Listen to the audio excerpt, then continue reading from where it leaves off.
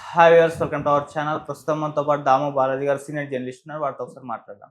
Sir నమస్కారం. Sir నమస్తే. Sir Raj Tarun Lavanya ఇష్యూలో నిన్న కొన్ని కీలక పరిణామాలు అయితే చోటు చేసుకున్నాయి. రాజ్ తరుణ్ పేరెంట్స్ పైన కంప్లైంట్ చేయడానికి నార్సింగి పిఎస్కి వెళ్ళారు. అక్కడ కంప్లైంట్ కూడా ఇచ్చారు. ఆ తర్వాత బయటకు వచ్చిన తర్వాత అసలు పోలీసులు ఎటువంటి యాక్షన్ తీసుకోవట్లేదు. మేము తీసుకుపోతే నాకు న్యాయం జరగకపోతే నేను ఇక్కడే పోలీస్ స్టేషన్ ముందే చనిపోతానంటూ వార్నింగ్ కూడా ఒక బ్లాక్మెయిల్ లాంటిది చేయడం చూస్తున్నాం సార్.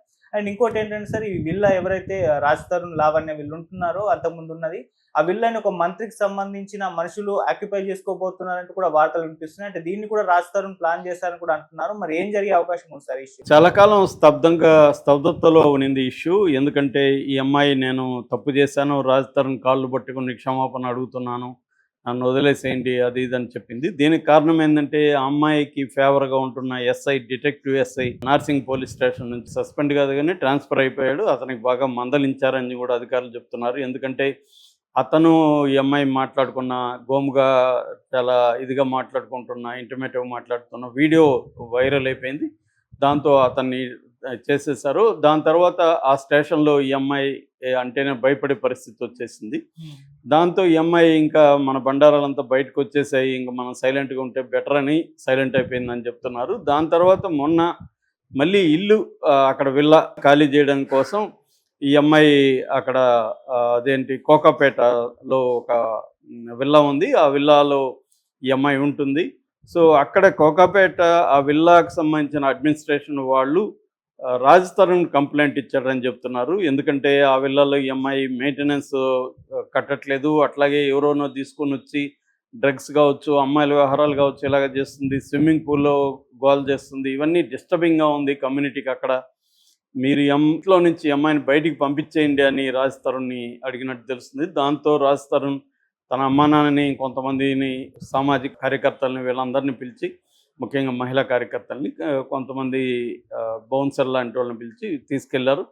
సో అక్కడ గొడవలైనాయి. ఆ అమ్మాయి మళ్ళీ వచ్చి నార్సింగ్లో కేసు పెట్టింది. ఇట్లా రాజ్ తరుణ్ అండ్ శేఖర్ భాష నన్ను చంపడానికి కొంతమంది రౌడీల్ని 15 మంది రౌడీలను పంపించారు నార్సింగ్లే. కానీ నార్సింగ్ పోలీసులు ఆ అమ్మాయికి కౌన్సిలింగ్ ఇచ్చారు. కౌన్సిలింగ్ ఇచ్చి ఇది ఇద్దరిది ఇల్లు అని చెప్తున్నావు కదా, మరి వాళ్ళ పేరెంట్స్ కూడా ఉండే హక్కు ఉంది కదా, వాళ్ళు కూడా ఉంటారు ఇక్కడ, వాళ్ళని నువ్వు అలో చేయని చెప్తే అమ్మాయి అలో చేసింది. సో ఆ తర్వాత ఆ అమ్మాయికి వీళ్ళు ఉండడం వల్ల ఇబ్బంది అయిందో ఏమో మళ్ళీ కొత్త నాటకానికి తెరదీసింది. అదేంటంటే వాళ్ళ అమ్మ నాన్న ఇంట్లో ఉంటూ ఎవరోనో పిలుస్తున్నారు, వాళ్ళు నా మీద ఒక 4 మహిళలు వచ్చి నా మీద దాడి చేయబోయారు, నా ప్రాణాలకి ప్రమాదం ఉంది, మీరు రక్షణ ఇవ్వండి అని మళ్ళీ పోలీస్ స్టేషన్కి వెళ్ళింది. వాళ్ళు పట్టించుకోలేదు. నేను ఇన్నిసార్లు కంప్లైంట్ ఇచ్చినా ఎవరిని అరెస్ట్ చేయట్లేదు, నేను ఇక్కడే చచ్చిపోతానని వాళ్ళని బెదిరించింది. వాళ్ళు అది కూడా ఏం పట్టించుకోవట్లేదు, కౌన్సిలింగ్ చేస్తున్నారు అంతే. సో దీని తర్వాత ఏమైందంటే ఇప్పుడు ఈ అమ్మాయి ఇంకొక కొత్త డ్రామాకి తెరలేపిందని చెప్తున్నారు. అదేంటంటే ఒక మంత్రికి సంబంధించి కొంతమంది వ్యక్తులకు మేమిద్దరం డబ్బులు ఇవ్వాలి, దాదాపు 50 లక్షలు ఇవ్వాలి. అందులో రాజ్ తరుణ్ 35 తీసుకున్నాను, నేను 15 తీసుకున్నాము. ఇప్పుడు వాళ్ళు నాకు ఫోన్ చేశారు, మీరు డబ్బులు కట్టట్లేదు, 2 ఏళ్లుగా ఇంట్రెస్ట్ కూడా కట్టట్లేదు, కాబట్టి ఈ ఇల్లుని మేము స్వాధీనం చేసుకుంటాం, ఎందుకంటే ఈ ఇల్లుని తనఖా పెట్టి తీసుకున్నారు, మీరు స్వాధీనం చేసుకుంటామని వాళ్ళు నాకు ఫోన్ చేసి చెప్పారు. నేను కూడా 1 వీక్లో కీస్ ఇచ్చేస్తానని చెప్పాను అని ఆ అమ్మాయి చెప్పింది. అంటే ఇది ఒక కొత్త డ్రామా అని చెప్తున్నారు. ఎందుకంటే లీగల్గా ఈ అమ్మాయి పేరుతో ఆ ఇల్లు లేదు, లీగల్గా ఎవరి పేరుతో ఉంది, రాజ్ తరుణ్ పేరుతో ఉంది. అది అమ్మాయి కూడా చెప్తుంది. కాకపోతే అమ్మాయి ఏం చెప్తుంది, ఇది మేము 11-12 ఏళ్ళకు ముందు కొన్నాము, అప్పుడు కొన్నప్పుడు 1,50,00,000, నేను 70 లక్షలు పెట్టాను, కాబట్టి సగం నాకు వాటా ఉందని చెప్తుంది. మరి సగం వాటా ఉంటే ఇలాంటి అమ్మాయి అంత ఊరికే వదిలేస్తుందా? రాజ్ తరుణ్ పేరుతో ఉంటే ఒప్పుకుంటుందా అమ్మాయి అనేది పెద్ద ప్రశ్న. ఎందుకంటే ఈ అమ్మాయి హిస్టరీ చూస్తే ఎక్కడ కూడా ఈ అమ్మాయి చెప్పేవన్నీ నమ్మడానికి అనుకూలంగా ఎప్పుడూ లేవు. ప్రతిసారి ఈ అమ్మాయి అనేక అబద్ధాలు ఓపెన్గా చెప్పేయడం, మళ్ళీ ప్లేట్ ప్రమాయించడం, రకరకాలుగా చేస్తుంది. ఎందుకంటే ఫస్ట్ రాజ్ తరుణ్తో నేను పెళ్లి చేసుకున్నాను, గుళ్ళో కూడా పెళ్ళి అయింది, రాజ్ తరుణ్ నేను కలిసి ఉన్నాము అనేది చెప్పింది.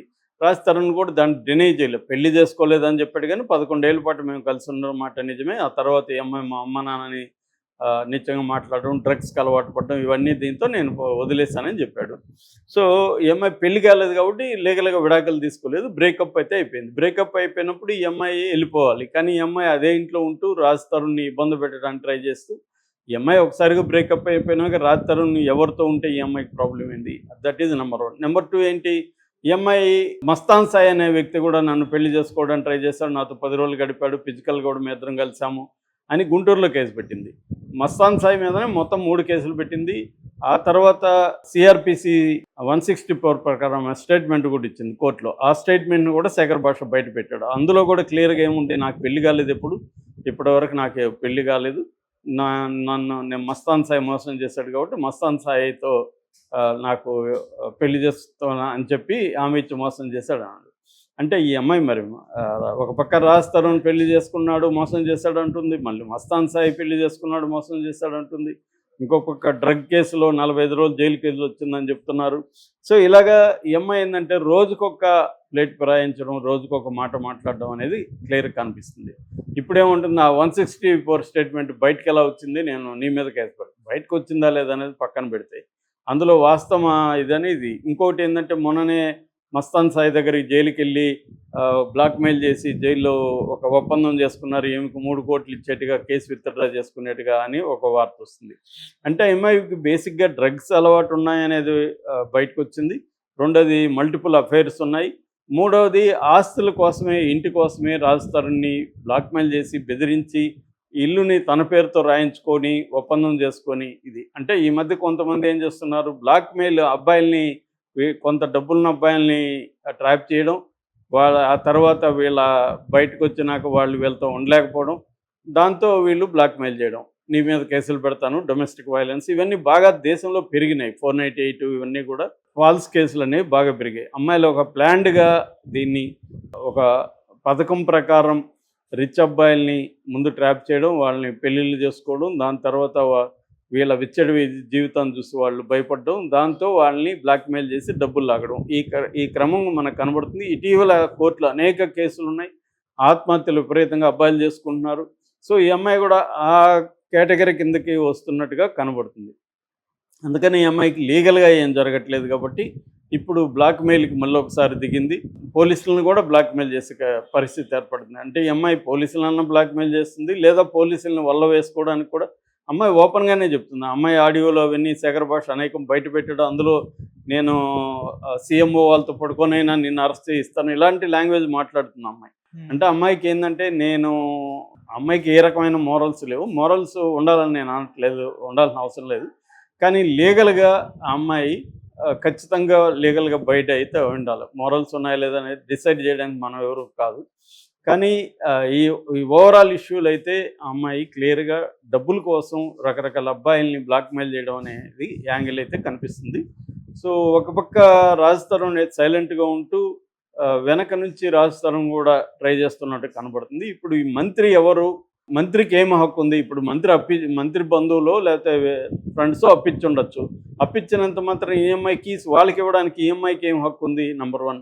నెంబర్ 2, వాళ్ళు ఎవరు డైరెక్ట్గా వచ్చి కీస్ తీసుకొని ఇంట్లోకి రావడానికి, వాళ్ళకి ఏమన్నా ఉంటే లీగల్గా వాళ్ళు ప్రొసీడ్ అవ్వాలి, కోర్టు ఆర్డర్ ఉంటే అప్పుడు రావాలి. ఒకసారి నీకు అప్పు ఇవ్వాలంటే నీ ఇల్లు నేను ఆధీనం చేసుకుంటా ఉంటే లీగల్గా చెల్లదు అది. సో ఈ అమ్మాయి అలా ఎలా చెప్తుంది?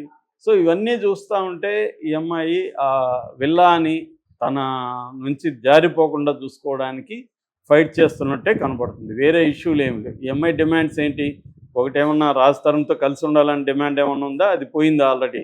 ఎందుకంటే ఇంక Raj Tarun already multiple affairs ఉన్నాయి, డ్రగ్స్ కేసు ఉంది, రాజ్ తరుణ్ ఎందుకు కలిసి ఉండాలి ఈ అమ్మాయితో?